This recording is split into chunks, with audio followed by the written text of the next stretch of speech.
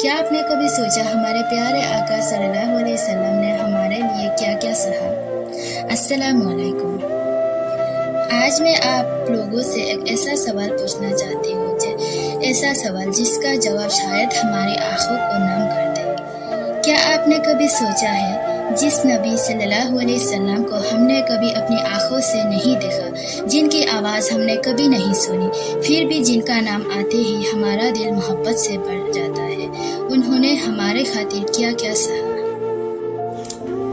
آج ہم اپنے گھروں میں آرام سے نماز پڑھتے ہیں، اپنے ہاتھوں میں قرآن اٹھاتے ہیں، اپنے بچوں کو اسلام سکھاتے ہیں، لیکن کیا ہم نے کبھی بیٹھ کر یہ سوچا کہ یہ دین ہم تک کیسے پہنچا؟ اس کے پیچھے کتنی قربانیاں تھی، کتنے آنسو تھے، کتنے بھوک تھی، کتنا صبر تھا اور کتنی محبت تھی۔ ہمارے پیارے آقا محمد صلی اللہ علیہ وسلم کی زندگی صرف ایک انسان کی کہانی نہیں ہے، بلکہ رحمت، صبر، قربانی اور اللہ پر بھروسے کی سب سے مہان مثال ہے۔ انہوں نے کبھی اپنے لیے دولت نہیں مانگی، کبھی اپنے لیے تخت نہیں مانگا، کبھی اپنے لیے دنیا کی بادشاہت نہیں چاہی۔ ان کی سب سے بڑی فکر کیا تھی؟ ان کی امت یعنی ہم۔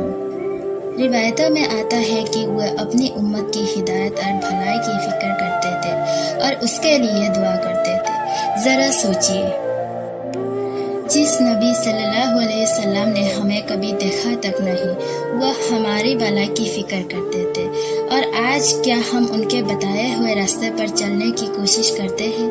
کیا ہم نے کبھی ان کی سیرت کو سمجھنے کی کوشش کی؟ کیا ہم نے کبھی یہ جانا کہ انہوں نے اللہ کا پیغام پہنچانے کے لیے کتنی تکلیفیں اٹھائی؟ آج کی اس ویڈیو میں ہم ان گھٹناؤں کو یاد کریں گے جنہیں سن کر دل بھر آئے گا، اور شاید ہماری محبت اپنے نبی صلی اللہ علیہ وسلم کے لیے پہلے سے بھی زیادہ بڑھ جائے۔ تو آئیے اپنے دلوں کو تیار کیجیے اور چلیے لگ بھگ 1400 سال پیچھے، اس دور میں جب پوری دنیا اندھیروں میں ڈوبی ہوئی تھی اور اللہ تعالیٰ نے پوری انسانیت کے لیے سب سے بڑی رحمت بھیجی۔ وہ ہے ہمارے پیارے آقا حضرت محمد صلی اللہ علیہ وسلم۔ جب سچائی کی آواز اٹھی اور پوری مکہ اس کے خلاف کھڑی ہو گئی، کلپنا کیجیے مکہ کی گلیاں، چاروں طرف بتوں کی پوجا، کمزوروں پر ظلم، غریبوں کا کوئی سہارا نہیں، اور لوگوں نے اپنے ہاتھوں سے بنائے ہوئے بتوں کو ہی اپنا خدا بنا لیا تھا۔ ایسے دور میں اللہ تعالیٰ نے اپنے آخری رسول حضرت محمد صلی اللہ علیہ وسلم کو نبوت عطا فرمائی۔ یہی سے دنیا بدلنے کا سفر شروع ہوا۔ لیکن سوچئے، جس شہر کے لوگ انہیں الامین کہتے تھے، اسی شہر نے جب انہوں نے کہا کہ اللہ ایک ہے، تو ان کی بات ماننے کے بجائے ان کا ویرود شروع کر دیا۔ نبی صلی اللہ علیہ وسلم نے کسی سے دولت نہیں مانگی، کسی سے ستہ نہیں مانگی، انہوں نے کیول اتنا کہا، ایک اللہ کی عبادت کرو اور برائیوں کو چھوڑ دو۔ لیکن یہی بات لوگوں کو پسند نہیں آئی۔ دھیرے دھیرے ان کا مذاق اڑایا جانے لگا، انہیں شاعر، جادوگر اور کاہن جیسے ناموں سے پکارا گیا۔ لوگ دوسروں سے کہتے تھے ان کی بات مت سننا۔ لیکن کیا نبی صلی اللہ علیہ وسلم رک گئے؟ نہیں، ہر دن، ہر گھر، ہر قبیلے تک وہ اللہ کا پیغام پہنچاتے رہے۔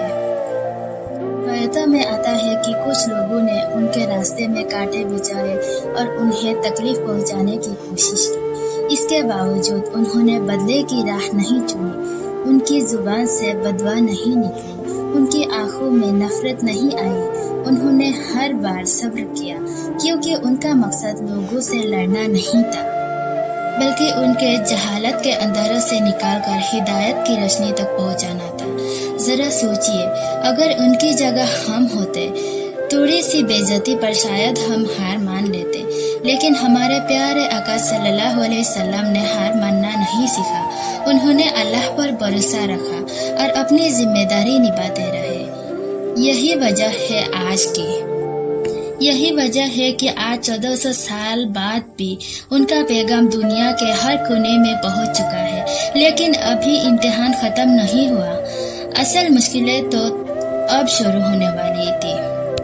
ایسے مشکلیں جنہیں سن کر آج بھی دل کانپ اٹھتا ہے، طائف کا وہ درد جسے سن کر دل بھر آتا ہے۔ مکہ میں لگاتار بیروت بڑھتا جا رہا تھا۔ پھر ایک دن ہمارے پیارے آقا حضرت محمد صلی اللہ علیہ وسلم نے سوچا شاید طائف کے لوگ اللہ کا پیغام سن لیں۔ کوئی بڑی فوج نہیں، کوئی دولت نہیں، صرف اللہ پر پورا بھروسہ اور دل میں پوری انسانیت کے لیے رحمت۔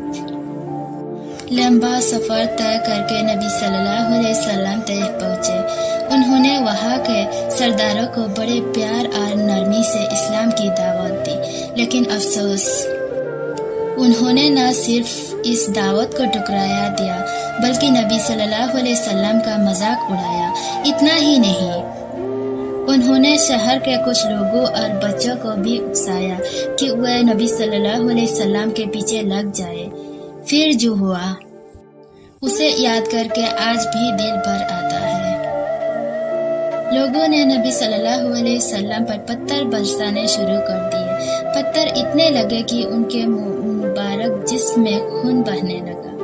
روایتوں میں آتا ہے کہ انہیں مبارک جوتوں تک میں خون بھر گیا تھا۔ سوچیے، جس نبی صلی اللہ علیہ وسلم نے کسی کا دل نہیں دکھایا، جو ہر انسان کے لیے رحمت بن کر آئے، انہی پر اتنی بے رحمی کی گئی۔